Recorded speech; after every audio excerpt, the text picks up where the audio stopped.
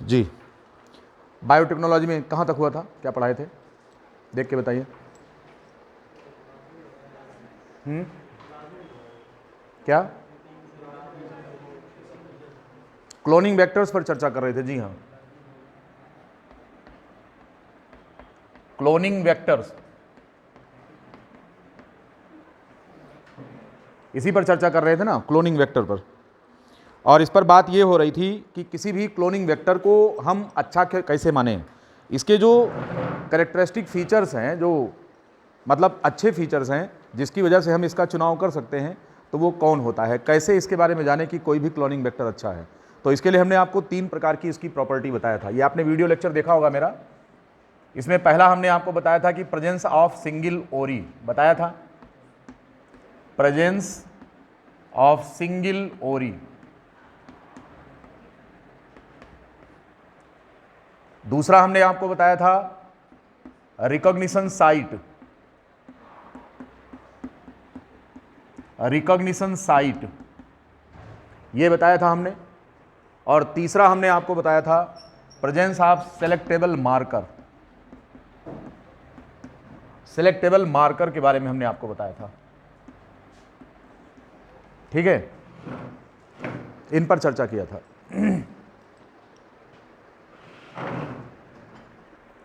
ये 3 फीचर्स थे, किसी भी क्लोनिंग वेक्टर को आइडियल डिक्लेयर करते हैं।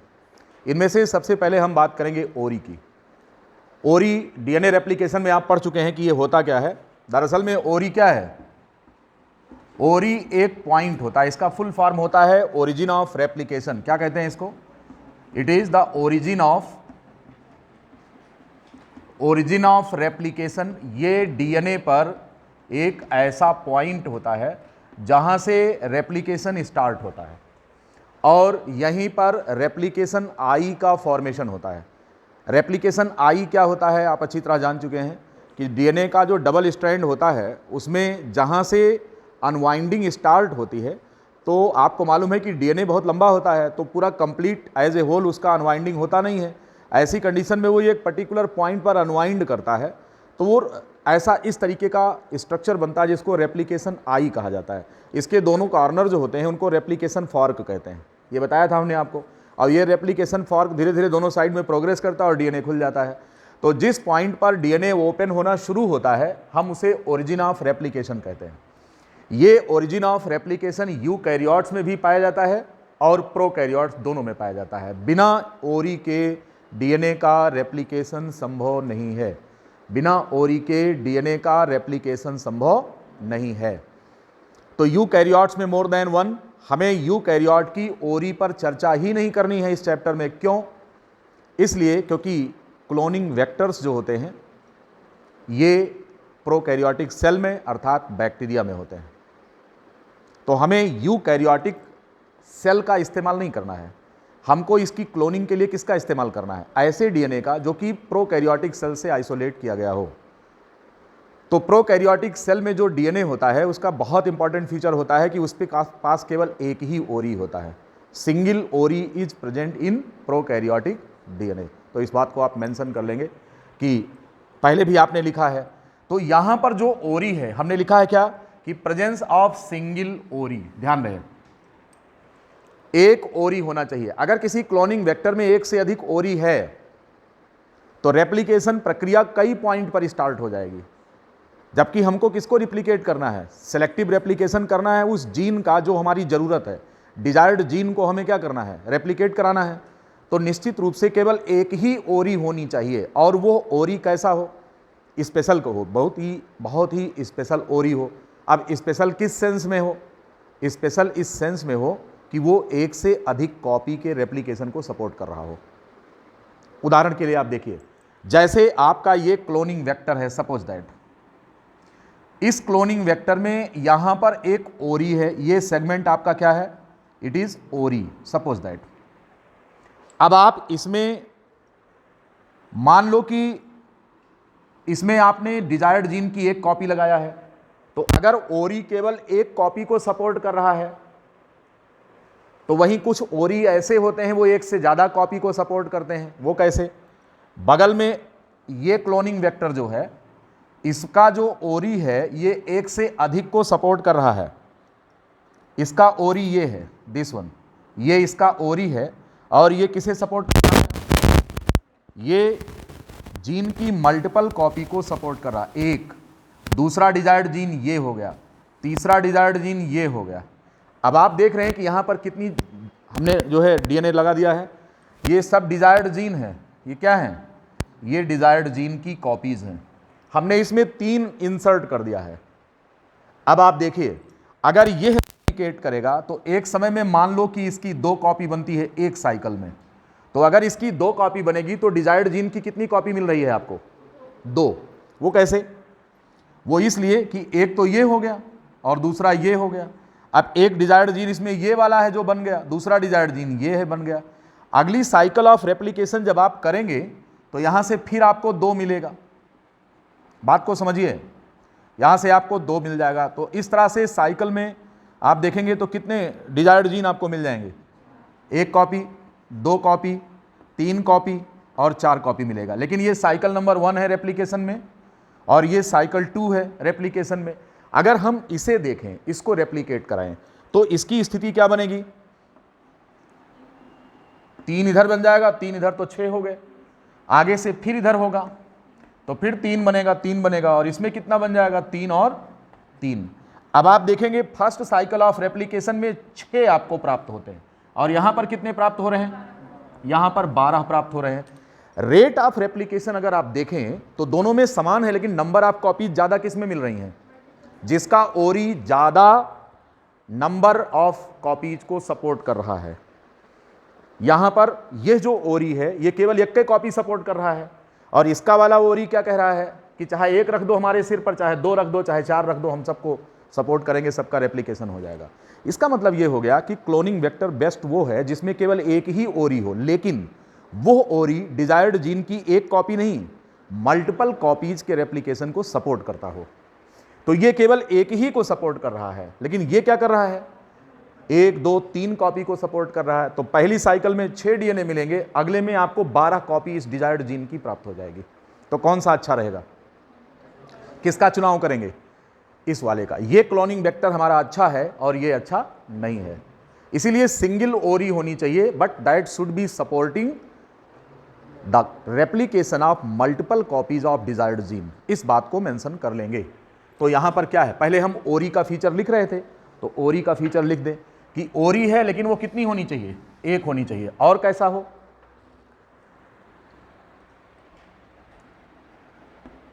द सिंगल ओरी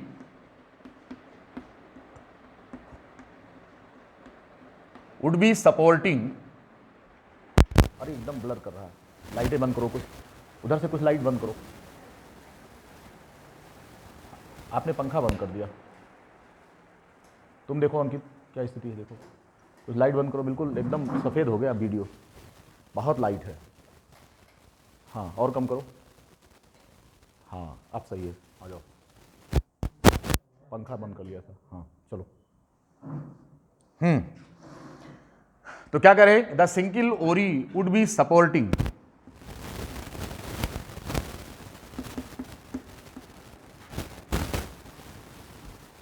the replication of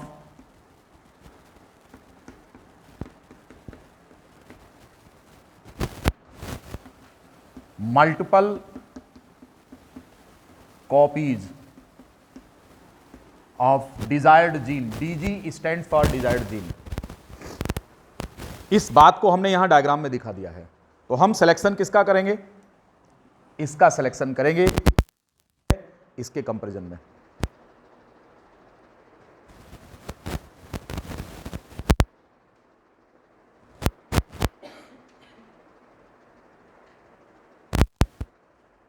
लिख लिया?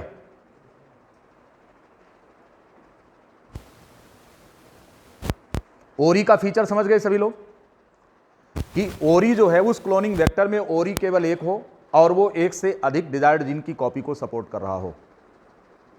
ये बेस्ट क्लोनिंग वेक्टर माना जाएगा from first features point of view. अगर हम पहले फीचर्स को देखें तो इस फीचर में ये बात आएगी कि ओरी 1 हो, मोर देन 1 जीन कॉपी को सपोर्ट कर रहा हो रेप्लिकेशन के, ये चीज़ है। राइट, आगे बढ़ेंगे। ये मिटा दे रहे हैं नीचे वाला, जल्दी करिए। लिख लिया सभी ने?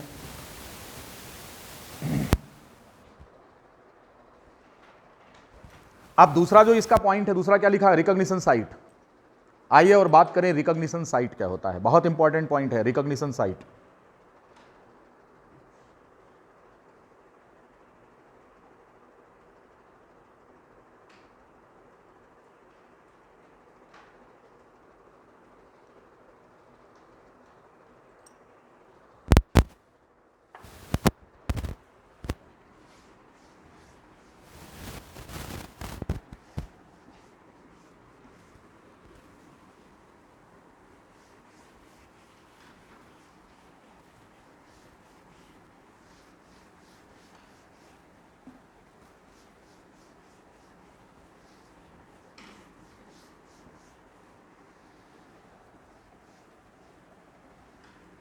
इसका जो दूसरा फीचर है क्लोनिंग वेक्टर का, वो है रिकॉग्निशन साइट।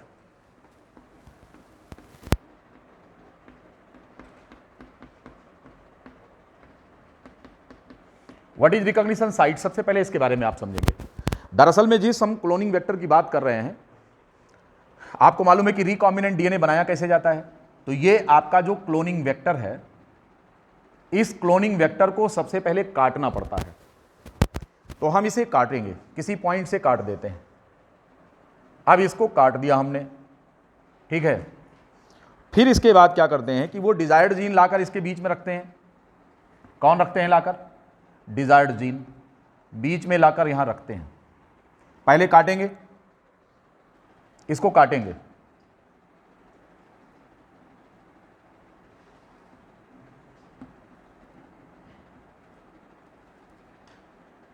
यहां से इसको काटेंगे कैंची से, ठीक, कट। देन अब इसको यहां पे लाइए और इसके बाद क्या करेंगे? इसको जोड़ेंगे, ठीक है। इसको जोड़ने को क्या कहते हैं? लिगेशन कहते हैं। और ये फिर जो है इसके साथ ये कनेक्ट हो जाएगा, आपका जो डिजायर्ड जीन है। तो यहां पर हमको दो काम करना है। एक काम, हमको क्लोनिंग वेक्टर को कट करना है। ये कौन है? It is the cloning vector, जो कुछ सर्कुलर डबल स्ट्रैंड डीएनए है। अब इसको एक पॉइंट से हम कट करेंगे। कट करने के बाद इस पर डिजायर्ड जीन लाकर रखेंगे, फिर लिगेशन कर देंगे। लिगेशन के लिए हमको, लिगेशन मतलब क्या होगा? जोड़ना। तो हम यहां पर जोड़ने वाला एंजाइम इस्तेमाल करेंगे। जोड़ने वाले एंजाइम को लाइगेज कहते हैं। यहां पर जो एंजाइम लगेगा वो कौन होगा? लाइगेज। और इसको काटने वाला जो एंजाइम होता है उसको हम नाम देते हैं न्यूक्लिएज। न्यूक्लिक एसिड को काटने वाला एंजाइम कौन है? न्यूक्लिएज। तो न्यूक्लिएज के इस्तेमाल से हम इसको काटते हैं और लाइगेज के इस्तेमाल से इसको हम जोड़ देते हैं। अब बात करेंगे कि रिकॉग्निशन साइट है क्या चीज़। तो यहाँ पर जो काटने वाला एंजाइम है वो इस क्लोनिंग वेक्टर को कहीं से भी नहीं काटेगा, किसी एक पर्टिकुलर पॉइंट से काटेगा। हर जगह से नहीं काट सकता है, ये एक स्पेसिफिक पॉइंट से काटेगा। जहाँ से काटेगा उसे पहले पहचानेगा, फिर काटेगा। इसको पहचान करनी पड़ेगी कि हम कहाँ से काट सकते हैं, हम इसे कहाँ से काट सकते हैं, ये पहचान करनी पड़ेगी। और जहाँ से, जिस पॉइंट से ये उसे पहचान कर काटता है, उसको हम इस एंजाइम का रिकॉग्निशन साइट कहते हैं, राइट। तो इस पॉइंट को यहाँ पर मेंशन करना है। रिकॉग्निशन साइट है क्या चीज़? It is the point on the cloning vector which is recognized by the cutting enzyme.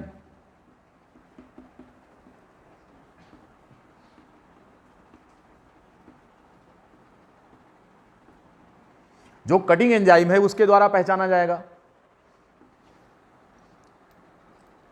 This site is specific to specific enzyme. यह जो साइट है ये किसी भी एंजाइम के लिए हाईली स्पेसिफिक होता है। यानी कि एक एंजाइम के लिए जो रिकॉग्निशन साइट है वो दूसरे एंजाइम के द्वारा पहचाना नहीं जाएगा। इसलिए हर प्रकार का जो एंजाइम है उसका अपना एक स्पेसिफिक रिकॉग्निशन साइट होता है डीएनए पर। तो ये बहुत इंपॉर्टेंट पॉइंट है जो यहां मेंशन किया मैंने कि this site is specific to specific enzyme. एक विशेष प्रकार के एंजाइम के लिए ये हाईली स्पेसिफिक होता है।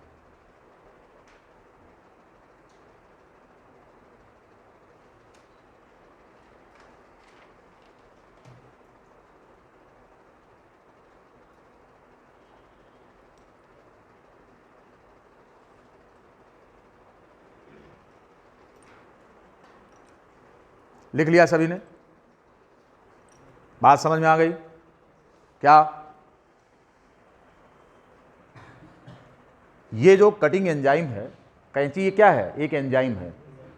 मॉलिक्यूलर सीजर एक प्रकार का एंजाइम होता है जो डीएनए को कहीं से काटता है। अब कहीं से नहीं काट देगा कि जहां से पाएगा वहीं से काट देगा, वो एक स्पेसिफिक पॉइंट से काटेगा उसे पहचान कर, और जिस पॉइंट को ये पहचानेगा ये उसका रिकॉग्निशन साइट कहलाएगा। रिकॉग्निशन साइट किसी भी एंजाइम के लिए फिक्स होता है। और मान लो कि इस क्लोनिंग वेक्टर के पास इस एंजाइम के लिए रिकॉग्निशन साइट अगर नहीं है तो हम इस क्लोनिंग वेक्टर को, इस एंजाइम को यूज करके नहीं काट पाएंगे। क्या समझे?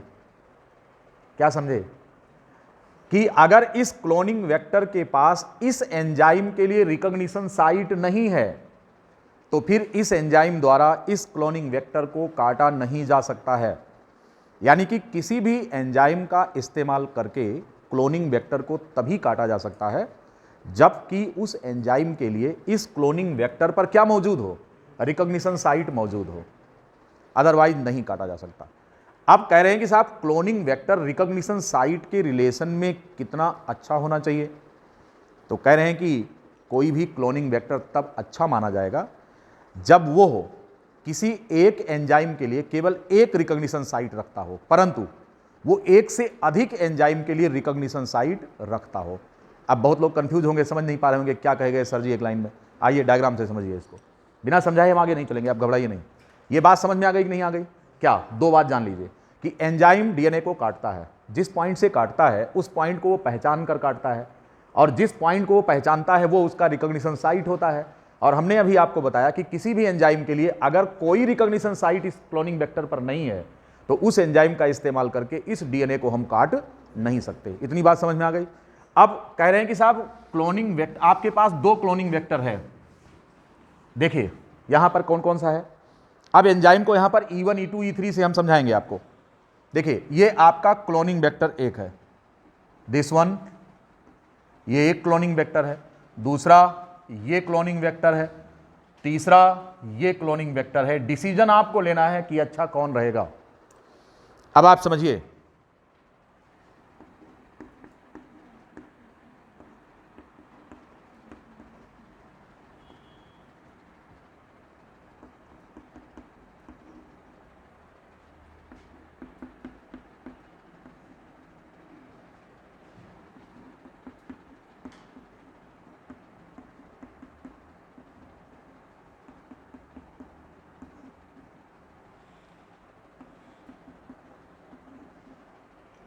ये तीन प्रकार के क्लोनिंग वेक्टर दिए गए हैं। ये केस नंबर 1 है, ये केस नंबर 2 है, और ये आपका केस नंबर 3 है।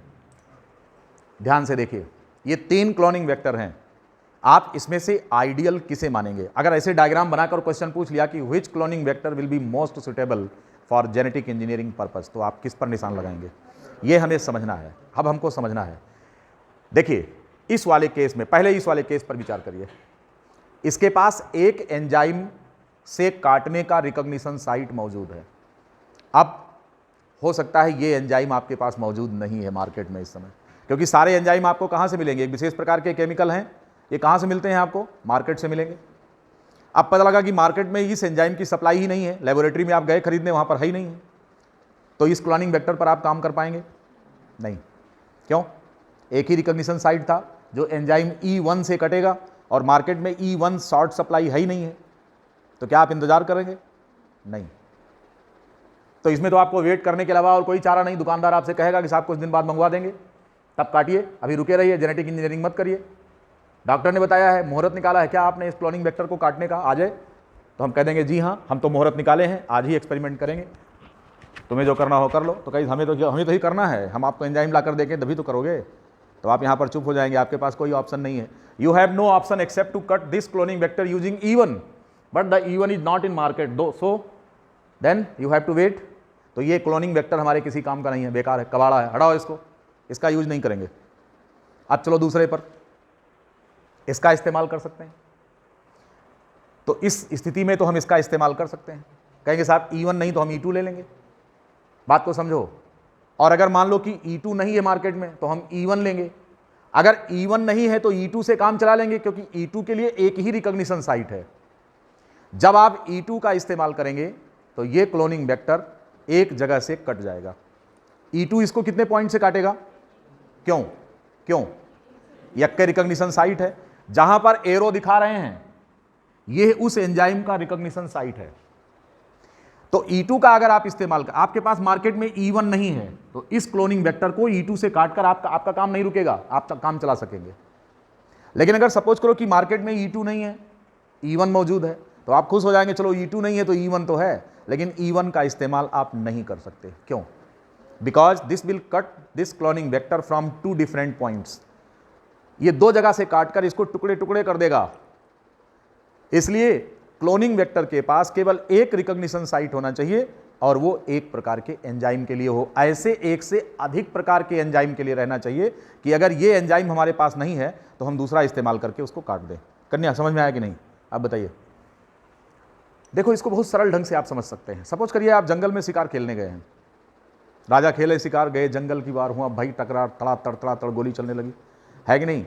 अब राजा जी वहां पर गए थे शिकार खेलने के लिए, रानी से बताकर कि जा रहे हैं शिकार खेलने, पहले लोग जाते थे। अब पता लगा वो अपने रथ में क्या क्या लेकर गए, लाठी, भाला, बर्छी, पिस्टल और राइफल सब ले गए, असलहा सब प्रकार के हैं। जरूरत इस बात की है कि वो जानवर किससे मरेगा, जिससे मरेगा इस्तेमाल करेंगे।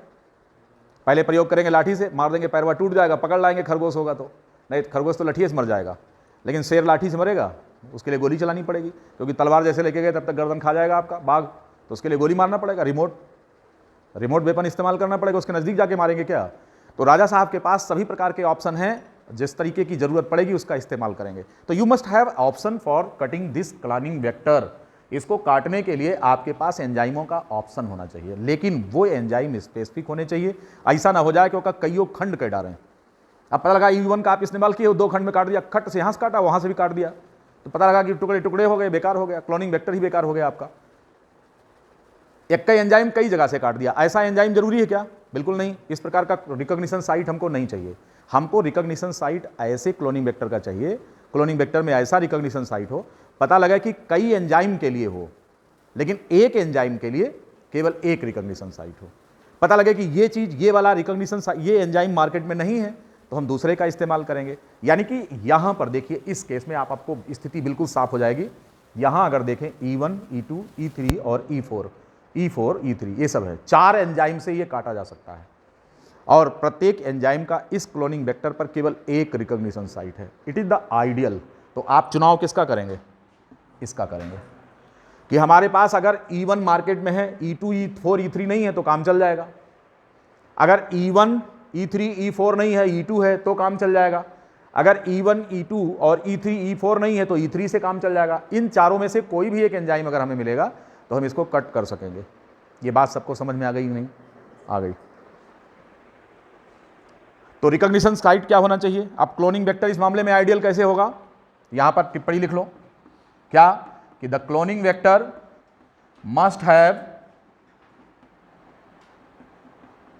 The recognition site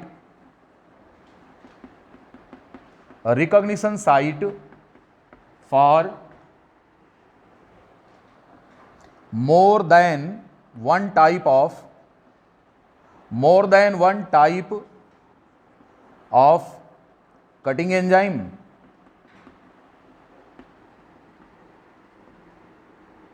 More than one type of cutting enzyme, but one recognition site one recognition site for one enzyme. एक एंजाइम के लिए केवल एक रिकॉग्निशन साइट हो, परंतु एक से अधिक प्रकार के एंजाइमों के लिए रिकॉग्निशन साइट होना चाहिए। पढ़ दे रहा हूं। One, the cloning vector must have the recognition site for more than one type of cutting enzyme, but one recognition site for one enzyme. Cloning vector अच्छा उसे माना जाएगा जिसके पास रिकॉग्निशन साइट एक से अधिक एंजाइमों के लिए हो, परंतु एक एंजाइम के लिए केवल एक रिकॉग्निशन साइट हो, तो वो अच्छा माना जाएगा। ये बात सबको समझ में आ गई होगी।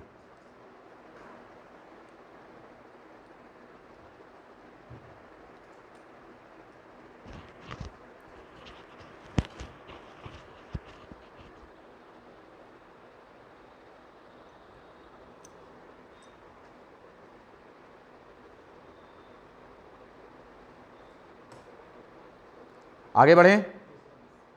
यहां तक में कोई सवाल किसी को पूछना है? दो प्रॉपर्टी मैंने आपको आइडियल क्लोनिंग वेक्टर की बता दिया है। कौन कौन सी हैं? इनमें से एक हमने बताया आपको, कौन सा? Presence of ori, single ori should be supporting the replication of more than one copy of desired gene, right. दूसरा कौन बताया? Cloning recognition site, there should be the recognition site more than one for more than one enzyme, but for one enzyme only one recognition site should be present, right. अगर किसी भी enzyme के लिए एक से अधिक रिकॉग्निशन साइट है तो क्या हो जाएगा? तो वो जो कटिंग एंजाइम है इस क्लोनिंग वेक्टर को एक से अधिक जगह से काट देगा, जिससे लिगेशन में प्रॉब्लम आएगी, फिर रेप्लिकेशन सही नहीं होगा। इसलिए जिस एंजाइम का इस्तेमाल करिए उसके लिए केवल एक ही रिकॉग्निशन साइट हो और डीएनए को एक पॉइंट से कट कर दे। ये बात समझ में आ गई। अब चलो, और तीसरा और सबसे इंपॉर्टेंट फीचर हमें पढ़ना है, वो है सेलेक्टेबल मार्कर। सेलेक्टेबल मार्कर तीसरा जो इंपॉर्टेंट फीचर है किसी भी क्लोनिंग वेक्टर को अच्छा बताने वाला, तो वो कौन है? वो है सेलेक्टेबल मार्कर।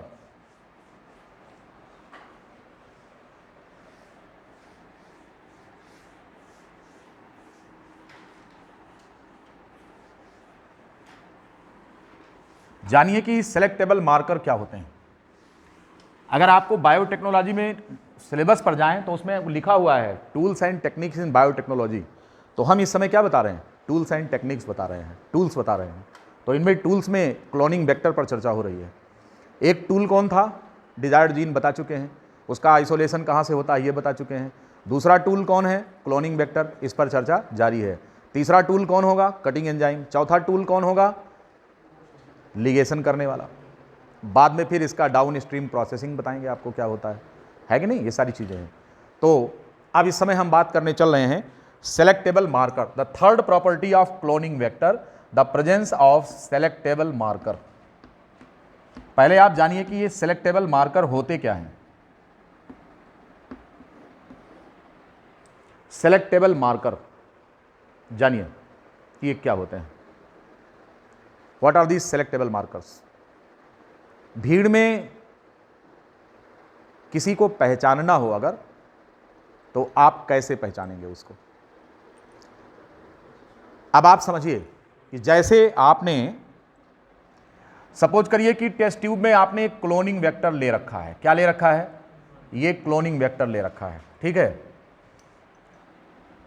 बैक्टीरिया इसमें ले रखा है, ये होस्ट सेल है, ये होस्ट सेल है, ये होस्ट सेल है, और बाहर से ये क्लोनिंग वेक्टर है। एक क्लोनिंग वेक्टर, दूसरा, तीसरा, ये सब क्या है? ये क्लोनिंग वेक्टर हैं जिनके पास डिजायर्ड जीन है, ठीक है। अब क्या करेंगे कि आपको मालूम है कि रिकॉम्बिनेंट हम बनाने का तरीका आगे आपको समझाएंगे, लेकिन केवल अभी इतना मान लीजिए कि ये रिकॉम्बिनेंट है। अब इस रिकॉम्बिनेंट के पास ओरी भी है, भैया ओरी है, तो ये रेप्लिकेट कर सकता है। और इसके पास ये है कौन? ये क्लोनिंग वेक्टर है। ये साहब कौन है? ये है डिजायर्ड जीन। तो इस पूरे स्ट्रक्चर को साहब क्या बोलेंगे? It is known as recombinant DNA बोलते हैं। क्या बोलेंगे? और हमारा उद्देश्य क्या है? हम इसकी मल्टीपल कॉपी चाहते हैं। क्या चाहते हैं? मल्टीपल, लाखों में इसकी कॉपी चाहते हैं। तो हमें इसका रेप्लिकेशन कराना है। रेप्लिकेशन के लिए जरूरी जो पहली रिक्वायरमेंट है वो तो इसके पास है, वो कौन है? ओरी। रेप्लिकेशन के लिए ओरी हमने बता दिया है, तो ये रेप्लिकेट करेगा, लेकिन फिर भी ये अभी अपने दम पर रेप्लिकेट करने की हैसियत नहीं रखता है। क्यों? ये रेप्लिकेट नहीं कर सकता। वाई? क्योंकि इसको एक लिविंग सेल चाहिए। डीएनए को हम टेस्ट ट्यूब के अंदर रेप्लिकेट नहीं करा सकते। ये जो बोतल है ना, इसके अंदर रखने रिकॉम्बिनेंट डीएनए को, बोतल उठाएं हाथ में और रिकॉम्बिनेंट डीएनए को इसके अंदर डाल दें, कहते रेप्लिकेट करो, हिम्मत हो तो कहेगा साहब हमारे पास हो रही है, हम तो रेप्लिकेट तो करेंगे, लेकिन साहब मशीन हमारे पास कंप्लीट मशीन थोड़ो है, हमको क्या चाहिए? अरे भाई माला बनानी है तो मोती चाहिए, और मोती यहाँ बोतल में थोड़ो है, मोती तो सेल में मिलेगी, और मोती है कौन? वो डीऑक्सीराइबोन्यूक्लियोटाइड मोनोमर्स हैं। आपको मालूम है कि डीएनए बनाना है ना, डीएनए से डीएनए अगर बनाना है तो हमको उस डीएनए को बनाने के लिए जो मोनोमर यूनिट्स हैं वो तो चाहिए। कौन है वो? अरे भाई इसमें एडेनिन, ग्वानिन, थाइमिन, साइटोसिन यही तो जोड़ना है। अगर आप डीएनए का रेप्लिकेशन करा रहे हैं तो ये चाहिए हमको, ये चाहिए, हमको ये चाहिए, और क्या चाहिए हमको ये चाहिए। यही तो चार वो है ना अजूबे। ये कौन है? ये मोनोमर यूनिट्स हैं, और यही आपस में जुड़ जुड़ कर एक लंबी चेन बनेगी। क्वेश्चन ही लाएंगे कहां से? ये तो सबस्ट्रेट है ना, ये कौन है? ये सबस्ट्रेट्स हैं, और इन्हीं को एंजाइम आकर क्या करेगा? जो पॉलीमरेज एंजाइम है, इन्हीं सबस्ट्रेट को एक दूसरे से जोड़कर एक चेन बना देगा। What is going to happen in DNA replication? Actually this happens. यहां पर ये जो डीऑक्सीराइबोन्यूक्लियोटाइड मोनोमर्स है ना, ये सब एक चेन में यूनाइट होते हैं, और इनको यूनाइट करने के लिए एक एंजाइम की जरूरत है, and that enzyme is known as DNA polymerase. तो हमको पहली जरूरत किस चीज की है? श्रवण भाई, होली खेले कि नहीं? किससे हैं? अपने से? किससे खेले होली? मित्रों के साथ। कहाँ? फैजाबाद में या घर पर? भाभी नहीं है घर में? उनसे खेला कि नहीं? शर्मा रहा है। चलो इधर आओ, इधर देखो क्या बता रहे हैं। कह लेंगे साहब ये सबस्ट्रेट है, ये कौन है? अब इनको जोड़ने वाला कौन चाहिए? ये तो सबस्ट्रेट है, तो भैया एंजाइम भी चाहिए। अब पता लगा इस बोतल में ना तो सबस्ट्रेट है और ना एंजाइम है, और तीसर का सबसे बड़ी जरूरत है वो कौन है? Energy supplier. एडेनोसिन ट्राइफॉस्फेट भी नहीं है, ना एटीपी है, ना डीऑक्सीराइबोन्यूक्लियोटाइड मोनोमर्स हैं, और ना ही डीएनए पॉलीमरेज एंजाइम। ये तीनों नहीं है, तो ओरी रह करके करेगा क्या? कह लेंगे साहब हम तैयार है तैयार हम, परंतु बाहर कुछ नहीं कर सकते। हमको एक लिविंग सेल चाहिए। हकीकत में जो लिविंग सेल यहां पर चाहिए, उसके उस सेल के अंदर इनको भेजना पड़ेगा हमें रेप्लिकेट कराने के लिए, और उस सेल को जिसके अंदर इस रिकॉम्बिनेंट डीएनए को रेप्लिकेशन कराने के लिए हम अंदर भेजते हैं, उस सेल को हम होस्ट सेल कहते हैं। क्या कहते हैं? उसको होस्ट सेल कहते हैं। क्योंकि ये मतलब ये जो हमारा रिकॉम्बिनेंट डीएनए है ना, this can not replicate outside the living cell, therefore this have to be inserted inside the living cell. तो इसको उठाओ और लाकर इसके अंदर डालो, इसको इसके अंदर लाके डालना पड़ेगा। तरीका क्या है हम आप में बताएंगे कि डीएनए को अंदर कैसे प्रवेश कराएंगे। लेकिन मान लो हम गोली मार रहे हैं, अब हमारे पास एक भीड़ है, भीड़। गोली कहां चला रहे हैं? भीड़ में चला रहे हैं। कहीं दंगा हो गया, मार रहे हैं गोली, तट तट तट मार रहे हैं।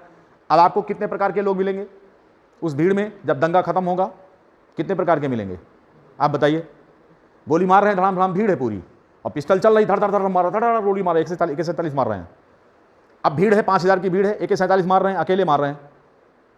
जब हम मार के खत्म करेंगे, जब दंगा खत्म होगा, तो आपको कितने प्रकार की पॉपुलेशन मिलेगी ये बता दीजिए, बताइए सभी लोग दिमाग लगाओ। इन 3 प्रकार के मिलेंगे। कौन कौन से? एक ऐसे होंगे, नहीं पहले डेड बताइए। एक तो डेड हो गए, एक पॉपुलेशन लोगों की ये मिलेगी, मान लो 100 लोगों की भीड़ में 10 तो मर गए, जिनको गोली लगी धड़ाम से मर गए। दूसरे ऐसे होंगे जो घायल होंगे, जिनको गोली लगी लेकिन पूरी तरह नहीं लगी, हाथ पैर में कहीं छर्रा फर्रा लग गया। और तीसर के कौन हैं? जो अपन हाथ पांव चूमत हैं, थैंक्स गॉड बच गए हैं। तो कितने प्रकार की पॉपुलेशन मिलेगी जरा बताइए साहब? 3 प्रकार की पॉपुलेशन है। हमने गोली भीड़ में चलाई है, और गोली है कौन? यही रिकॉम्बिनेंट डीएनए दागा जा रहा है। रिकॉम्बिनेंट डीएनए जाओ, धर से मारा, इन सभी कोशिकाओं को मारा, तड़ाक तड़ाक। तो 3 प्रकार की कोशिकाएं हो गई। कौन सी है? एक प्रकार की सेल तो ये हो गई जिनको गोली लगी, इनकी डेथ हो गई। इनको गोली लगी, क्लोनिंग वेक्टर भी आया और डिजायर्ड जीन भी, काम पूरा हुआ। दूसरे में कौन सी गोली लगी? कौनो जरूरी थोड़ा है कि इनके पास रिकॉम्बिनेंट डीएनए ही हो। अरे जब रिकॉम्बिनेंट डीएनए जोड़े थे तो कुछ ऐसे भी रहे होंगे जिनमें रिकॉम्बिनेंट डीएनए जुड़े ही नहीं। तो मान लो ये वाली गोली इनको लग गई, तो इनके पास कौन आया? इनके पास क्लोनिंग वेक्टर आया विदाउट डिजायर्ड जीन, और इनके पास कौन आया? Cloning vector with desired gene आया, और इनके पास यक्को नहीं आया। तो ये 3 प्रकार के हैं। ये हो गए मृतक, ये हो गए घायल, और ये हो गए हाथ पांव चूमने वाले। थैंक्स गॉड, बच गए। अब इन तीनों के आप नाम लिखेंगे। क्या नाम लिखेंगे? इसका नाम लिखेंगे हम हैं, इसका नाम लिखेंगे ट्रांसफॉर्मेंट।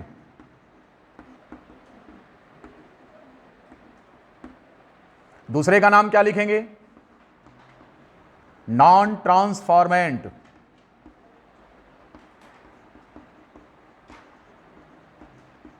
और इसका नाम क्या लिखेंगे? Non recombinant. क्या लिखेंगे? अब इस चीज को, ट्रांसफॉर्मेंट को, हम रिकॉम्बिनेंट भी कह देंगे। बात को समझो, बहुत ध्यान से सुनो हमारी बात को। हम जिसे ट्रांसफॉर्मेंट कह रहे हैं उसे रिकॉम्बिनेंट भी कह सकते हैं, लेकिन इसको नॉन ट्रांसफॉर्मेंट कहेंगे। तो नॉन ट्रांसफॉर्मेंट के रिस्पेक्ट में ये क्या है? ट्रांसफॉर्मेंट है, क्योंकि इसके पास डिजायर्ड जीन नहीं आया, तो इसको हमने नाम क्या रखा? Non transformant. इसके पास डिजायर्ड जीन आया, तो इसके रिस्पेक्ट में यह कैसा है? ट्रांसफॉर्मेंट है। परंतु अब यहां पर अगर देखें तो इसके पास नॉन रिकॉम्बिनेंट डीएनए है, तो इसका नाम क्या पड़ा? Non recombinant. लेकिन इसके पास कैसा डीएनए है? रिकॉम्बिनेंट। तो यह जो हमारी सेल है, इसके रिस्पेक्ट में, यह हमारी सेल इसके रिस्पेक्ट में रिकॉम्बिनेंट है, और यह हमारी सेल इसके रिस्पेक्ट में ट्रांसफॉर्मेंट है। बात को समझिए, यहां समझिए। जिसके पास कोई डीएनए नहीं आया वो नॉन ट्रांसफॉर्मेंट है। जिसके पास डीएनए आया उसमें 2 कैटेगरी है। ये जो सेल है, अगर हम इसको सेल ए माने, इसको सेल बी माने, और इसे सेल सी माने, तो cell A with respect to C is transformant. ऐसे नोट कर लो। यहां पर क्या है? The cell A with respect to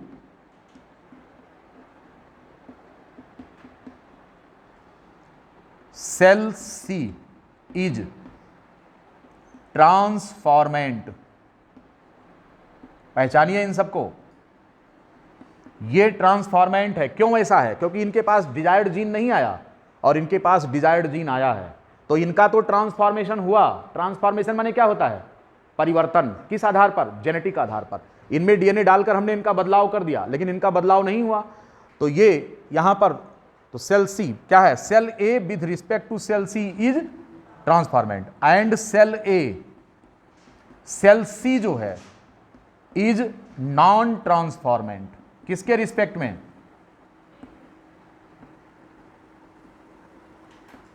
with respect to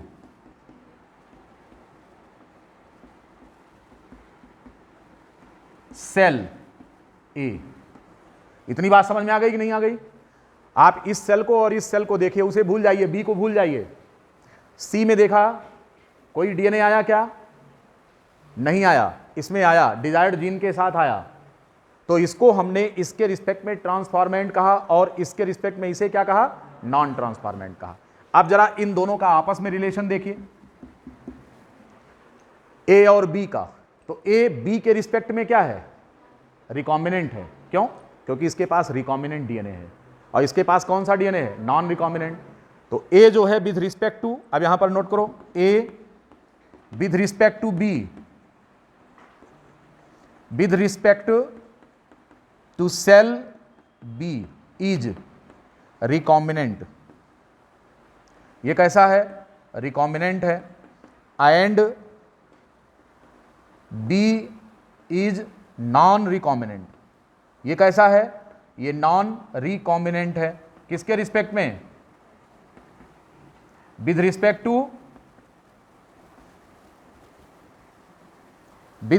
to ए।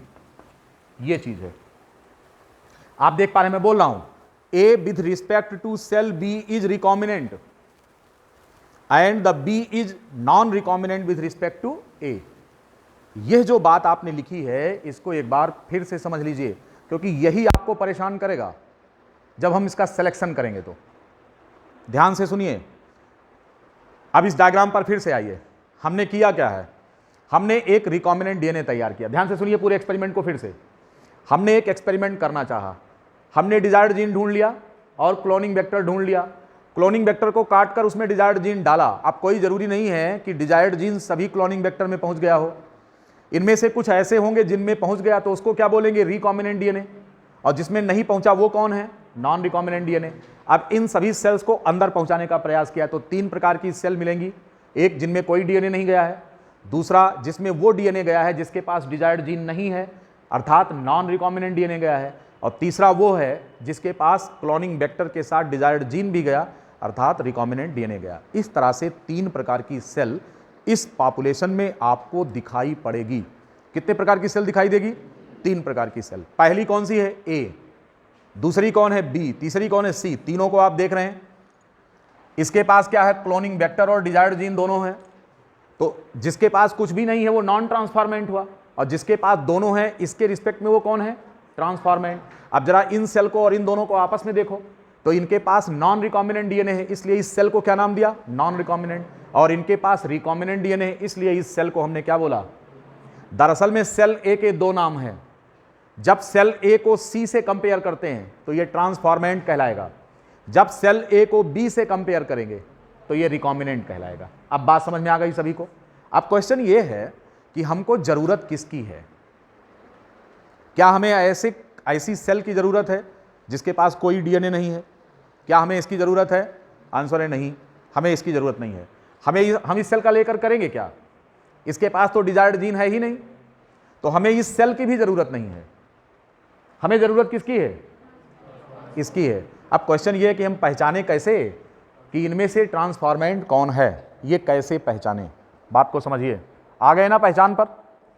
हम ये कैसे पहचाने कि इनमें से ट्रांसफॉर्मेंट कौन है, ये कैसे पहचाने, तो इसको पहचानने के लिए हमें जरूरत किसकी है, सेलेक्टेबल मार्कर की जरूरत है। इतनी बात सभी लोग समझ गए। अब इसको एक ढंग से ऐसे समझ लीजिए कि हमने कल भी बताया था, पिछले लेक्चर में बताया था कि रामू और श्यामू नाम के 2 गडरिया हैं। गडरिया बोले तो शेफर्ड। उनके पास 50-50 भेड़ें हैं और दोनों सगे भाई हैं। एक भाई के पास 50 भेड़ है, दूसरे के पास 50 भेड़ है, और दोनों मिलकर भेड़ों को चराने के लिए जंगल में गए। कहानी सुनो, लिखो नहीं, अभी टाइम दे देंगे लिखने को। तो 50 भेड़ें रामू के पास, 50 भेड़ श्यामू के पास, और रामू और श्यामू दोनों अपनी भेड़ लेकर जंगल में चले गए चराने। और दोनों की भेड़ की लंबाई, चौड़ाई, ऊंचाई एक जैसी है, उम्र एक जैसी है, हाइट एक जैसी है, पहचान का कोई डिफरेंस ही नहीं है। अब शाम को जब भेड़ चराने के बाद ये बात हुई कि 50 भेड़ हम अपने घर ले चलें और 50 भेड़ अपने घर ले चलें, तो झगड़ा होने लगा। वो कहने वाली हमारा है, वो कहने वाली हमार है। अब भैया पहचाने कैसे होगा, तो पहचान का कोई पॉइंट नहीं था यहाँ पर। तो उन दोनों ने, वो थे बुद्धिमान, आपस में कंप्रोमाइज़ कर लिया कि चल कल आते हैं फिर से, कल तू अपनी भेड़ के माथे पर लाल रंग का तिलक लगा लेना, रामू ने श्यामू से कहा। तो श्यामू ने अगले दिन अपनी माथे पर, अपनी भेड़ों के माथे पर लाल रंग का तिलक लगा दिया। यही था सेलेक्टेबल मार्कर, एक कोई ऐसा निशान जिसके आधार पर भीड़ में हम एक विशेष प्रकार की भेड़ को पहचान पा रहे हैं। तो उसके माथे पर जब निशान लगा दिया और शाम को जब चराकर घर वापस आना हुआ तो it was very easy to bring original animal to home. अब वहाँ पर हुआ क्या कि ऐसा जो एनिमल था, जो शीप था, जिसके माथे पर तिलक लगा हुआ था, वो श्यामू का था। श्यामू ने पहचान लिया और सारी जितनी तिलक लगी हुई भेड़ थी सबको मार मार के किनारे कर लिया। और रामू के लिए आसान हो गया, अपने घर अपनी भेड़ ले आए, अपने घर ले आए। Now in the population of these genes it will be very easy to identify if the gene is with special feature. ऐसी कोई सेल जो पहचानना है हमको, लेकिन उसके पास एक विशेष फीचर होना चाहिए, एक उसकी अपनी पहचान का लक्षण होना चाहिए। यानी कहने का मतलब कि अगर इन तीनों प्रकार की सेल में से हमें ए को पहचान कर अलग करना है तो इसके पहचान का कोई आधार होना चाहिए जो इन दोनों से इसको क्या करे, अलग करे। अब डीएनए की जात है तो ये केमिकल ही ना, जैसे सल्फ्यूरिक एसिड, जैसे नाइट्रिक एसिड, वैसे डीएनए एक प्रकार का सॉल्यूशन है ये। तो हम कैसे पहचानेंगे? अपनी आंखों से देखकर पहचान लेंगे क्या कि ये ट्रांसफॉर्मेंट सेल है? जी नहीं, नहीं पहचानेंगे। हमें इसको पहचान का कोई आधार देखना पड़ेगा। इसकी पहचान का यही आधार क्या कहलाता है? It is known as the selectable marker. With the help of selectable marker we can isolate transformant from the population of non transformant and from the population of non recombinant. इसमें से इसे अलग करेंगे। अब आपके मन में इंटरेस्ट आ गया होगा कि साहब वो कौन सा ऐसा लक्षण है जिसके आधार पर ट्रांसफॉर्मेंट को हम पहचान लेंगे? ये वही लक्षण है जिसका नाम क्या है? Selectable marker. और सेलेक्टेबल मार्कर क्या है हम आपको बताने चल रहे हैं अब, कि ये सेलेक्टेबल मार्कर किसकी ज़रूरत क्या है ये जान चुके हैं, तो ये है क्या? आइए और इसके बारे में जानें कि सेलेक्टेबल मार्कर क्या है। ठीक है, मान लो कि ऐश्वर्या राय के चेहरे से मिलने वाली 5 ऐश्वर्या राय एक भीड़ में खड़ी हैं। Suppose that except the colour of eye there is no difference between these Aishwarya Rai. वही लंबाई, वही चौड़ाई, वही हाइट, एक ही कपड़ा पहने हैं, एक ही वॉइस, सब कुछ एक जैसा है। डिफरेंस किस बात का है? आईज का। एक का ब्लू है, दूसरे का ब्राउन है, तीसरे का रेड है। इस आधार पर ओरिजिनल ऐश्वर्या को पकड़ेंगे। कौन सी को है? कौन सी? जिसकी आंखें ब्लू हैं। अरे भाई, ओरिजिनल ऐश्वर्या की आंखें कैसी हैं? ब्लू हैं। Most famous I in India. तो उसको पहचानेंगे और कह देंगे ये ओरिजिनल वाली ऐश्वर्या ये है, बाकी सब चलो भगो। अब क्वेश्चन ये है कि जो ओरिजिनल ऐश्वर्या है उसकी आंखों का रंग नीला किस आधार पर है? वो एक विशेष प्रकार के जीन के कारण है जो उसके शरीर में बैठा हुआ है। और वो जीन है कौन? जो नीली आंखों का करेक्टर देता है, नीले रंग का मिलेनिन पैदा कर रहा वो जीन है। और यही जीन उस ऐश्वर्या के लिए सेलेक्टेबल मार्कर है। ये बात समझ में आ गई? यानी कि जीन के आधार पर पहचानेंगे और जीन का लक्षण विजिबल होना चाहिए, दिखने वाला हो, इस आधार पर। तो सेलेक्टेबल मार्कर क्या होते हैं? These are special genes that are present in any cell and make the cell different from rest of the other and help in selection from the population of other cells. ये ऐसे gene होते हैं जिनके लक्षण हमको दिखाई देते हैं। इस आधार पर उस सेल को उसके जैसी तमाम सेल्स की भीड़ से अलग करता है। यही है सेलेक्टेबल मार्कर। सेलेक्टेबल मार्कर का एक उदाहरण बाली और सुग्रीव की लड़ाई में आपने देखा होगा। दोनों भाई एक जैसे थे। राम ने कहा कि जाओ उसको ललकारो युद्ध के लिए, मारकर अभी आपको जो है आपका सारा राजपाट और आपकी पत्नी वापस दिला देंगे। सुग्रीव गए लड़ाई के लिए, वहां पर बाली को बुलाया और दोनों में मारपीट शुरू हो गई। भगवान पहचान ही नहीं पाए क्योंकि दोनों एक जैसे थे, एक के जैसी लंबाई चौड़ाई ऊंचाई, एक के जैसा चेहरा। अब 2 बंदर खड़े हो, हम ही नहीं पहचान पाएंगे कि इनमें से कौन बंदर राम है कौन बंदर श्याम है। बंदरों को पहचान लेंगे क्या? सारे जानवर एक जैसे है कि नहीं? बंदरों का कलर भी अलग नहीं होता कि कोई स्पॉटेड हो या कोई बात हो। सारे बंदरों का चेहरा एक जैसा, सारे बंदरों का कलर एक के हाइट के हो, कैसे पहचानेंगे बाली कौन है सुग्रीव कौन? भगवान जी कंफ्यूज हो गए, बोले कुछ नहीं। बाली ने मार मार के इसका भुर्ता बना दिया है। किसका? सुग्रीव का। ये हाँफते डांपते हुए आए, भगवान को गाली देने लगे, कह लगे धोखाबाज बेवफा कहीं के, तुम्हारे लिए हमने क्या क्या नहीं किया। तुम्हारे कहने पर अपने भाई को जाकर चैलेंज किया, देखो हमारा क्या हाल कर दिया, मार मार के भुर्ता कर दिया। अगर हम जानते तुम धोखेबाज हो, तुम्हारी बात में नहीं आते। अरे सुन तो, भगवान ने कहा सुग्रीव सुनो तो। बिल्कुल नहीं सुनेंगे, तुम धोखेबाज आदमी हो, पता नहीं कहाँ से चले आए इतनी जल्दी। तुरंत पहली बार में आई लव यू बोल दिया आपको मैंने, ये अच्छी बात नहीं थी। हम आपको पसंद नहीं करते तो अच्छा रहता, मार तो ना पड़ती कम से कम। अरे कहने लगे मुझसे नफरत मत करो, एक बार फिर बोलो आई लव यू, मैं तुम्हारा मित्र हूँ, जाओ अपने भाई को दोबारा ललकारो। कहने लगे एक बार मार के तुड़ैया कर दियो कि जान लेवे होगा, अब तो ना जाएंगे। कहने लगे भाई जाओ आपकी दोबारा हमला करो। कहीं वो कैसे? कहने लगे कि दरअसल तुम दोनों भाई एक जैसे थे, पहचान नहीं पाया, तुम मेरी माला पहन लो। यहां पर माला क्या था? Selectable marker. सुग्रीव माला पहनकर दोबारा गए बाली को ललकारने के लिए। पत्नी ने रोका कि स्वामी अब मत जाओ, एक बार हारा हुआ दुश्मन अगर कुछ ही पल में तुरंत वापस आए तो उस समय सतर्क हो जाना चाहिए। एक बार हारा हुआ दुश्मन दोबारा कुछ ही क्षण में आकर अगर फिर से ललकारे तो समझ लेना चाहिए कि अपने बल पर नहीं आया है, वो अब कुछ है। और जो व्यक्ति उस समय सतर्क हो गया वो धोखा नहीं खाएगा, और जो अपने बल के अभिमान में चूर है तो धोखा खा जाएगा, मार डाला जाएगा। यहाँ पर भी वही हुआ, पत्नी ने मना किया। अब यहाँ पर पत्नी बहुत इंपॉर्टेंट है। कि अगर किसी भी बात को लेकर के पत्नी मना करे कि आप यहाँ आज ना जाइए स्वामी, मेरी बात मान लीजिए, तो उस दिन आपको मान ही लेना है। पत्नी की बात अक्सर मानना चाहिए। अगर आप नहीं मानेंगे तो बवाल होगा, धोखा खाएंगे बाहर जाकर। तो एक मॉरल एजुकेशन है रामायण में। यहाँ पर बाली की पत्नी ने उन्हें समझाया कि डोंट गो अगेन, यहाँ कॉन्स्पिरेसी हो सकती है। माने ही नहीं, करेक्ट। पत्नी न पत्नी, मारा पैर से धाम से, मेरा बल छीण कर रही है। अभिमानी पुरुष पत्नी की बात माना नहीं। और कभी कभी पत्नी सावित्री जैसी अगर हो जाए तो यमराज के हाथों से प्राण ले आती है वापस। और यहाँ पर पत्नी की बात नहीं माने, मान गए होते तो सती सावित्री साबित हो जाती। कौन? बाली की पत्नी। माने ही नहीं, तो चले गए लड़ने के लिए। भगवान ने मार दिया ढाम से, पलट गए, बाली गिर गए। तो किस आधार पर, कैसे पहचाना? On the basis of selectable marker कौन था यहाँ पर? माला गले में थी, पहचान लिया। बिल्कुल इसी प्रकार से यहाँ पर कोशिकाओं की भीड़ में से ट्रांसफॉर्मेंट को पहचानना है, उसे निकालना है। अब चलो, सेलेक्टेबल मार्कर पे इतना मॉरल एजुकेशन देने के बाद इसमें एक मॉरल एजुकेशन और भी है, मतलब लंबा हो जाएगा लेक्चर। दरअसल में मैं बायोटेक्नोलॉजी पढ़ा रहा हूँ, तो यहाँ रामायण शुरू हो जाएगी। आइए फिर इसी पर आते हैं कि सेलेक्टेबल मार्कर की बात है, पत्नी की बात हमेशा मानना चाहिए। यहाँ पर एक मॉरल एजुकेशन है, इसको आप ध्यान रखिए, है कि नहीं? आइए यहाँ पर, तो अब आप देखेंगे दोनों तीनों सामने हैं। तो सेलेक्टेबल मार्कर की डेफिनेशन लिखिए, क्या चीज़ है? What is selectable marker? जरा ध्यान से सुनिए, लिखिए भी इसको कि सेलेक्टेबल मार्कर क्या होता है।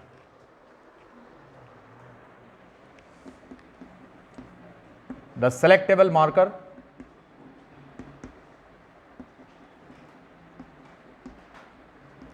is a kind of gene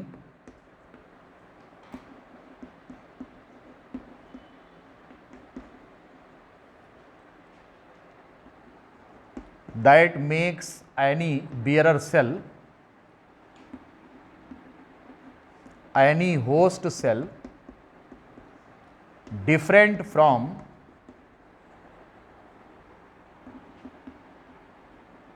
the other host cell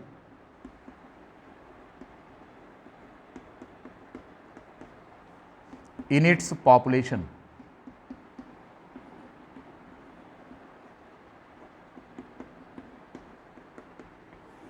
ये कहानी है। The selectable marker is a kind of gene that makes any host cell different from the other host cell in its population. और इस आधार पर हम उसको पहचान कर अलग कर लेते हैं। ये कहानी है, इसको हम बोलते हैं सेलेक्टेबल मार्कर।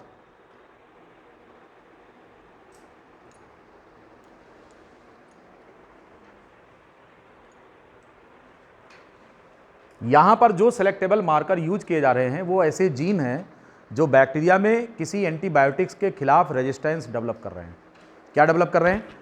किसी एंटीबायोटिक के खिलाफ रेजिस्टेंस डेवलप कर रहे हैं। यहाँ पर जो सेलेक्टेबल मार्कर जीन के रूप में इस्तेमाल हो रहे हैं, तो वो क्या हैं? वो एंटीबायोटिक के खिलाफ रेजिस्टेंस डेवलप कर रहे हैं। तो नोट कर लीजिए इस पॉइंट को। Here we can use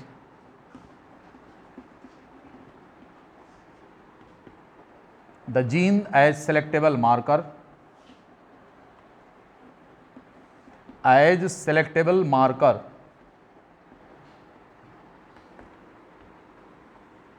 that develop resistance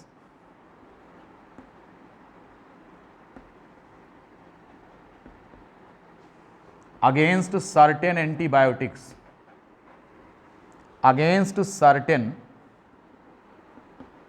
antibiotics, कुछ खास प्रकार के एंटीबायोटिक्स के खिलाफ रेजिस्टेंस पैदा करने वाले जीन होते हैं ये। इन्हीं को हम सेलेक्टेबल मार्कर कहते हैं। The selectable marker is a kind of gene that makes any host cell different from the other host cell in its population. तो कह रहे हैं कि यहाँ पर हम जो जीन इस्तेमाल कर रहे हैं वो किसी एंटीबायोटिक के खिलाफ क्या डेवलप कर रहे हैं? ये विशेष प्रकार के रेजिस्टेंस पावर डेवलप कर रहे हैं। ठीक है, सेलेक्टेबल मार्कर की ये कहानी और इसका एप्लीकेशन हम आगे देखेंगे। फिलहाल क्लोनिंग वेक्टर के वो तीनों फीचर्स हमने आपको तय कर दिया है कि ये क्या क्या होते हैं और कौन कौन से फीचर्स किसी भी क्लोनिंग वेक्टर को स्पेशल बनाते हैं, जिसका हम चुनाव कर सकते हैं। राइट, अब इसके बाद अभी तक हमने आपको डिजायर्ड जीन बता दिया, क्लोनिंग वेक्टर बता दिया। अब हम बात करेंगे कि कटिंग एंड एडिंग एंजाइम। तो हम सबसे पहले किसकी बात करेंगे? नेक्स्ट आपका जो डिस्कशन पॉइंट होगा वो होगा कटिंग एंजाइम पर चर्चा करेंगे, रेस्ट्रिक्शन एंजाइम, एंडोन्यूक्लियोजेज, एक्सोन्यूक्लियोजेज के बारे में और लाइगेजेज के बारे में। अपने अगले वीडियो लेक्चर में इसको हम डिस्कस करेंगे। आज के लिए इतना ही।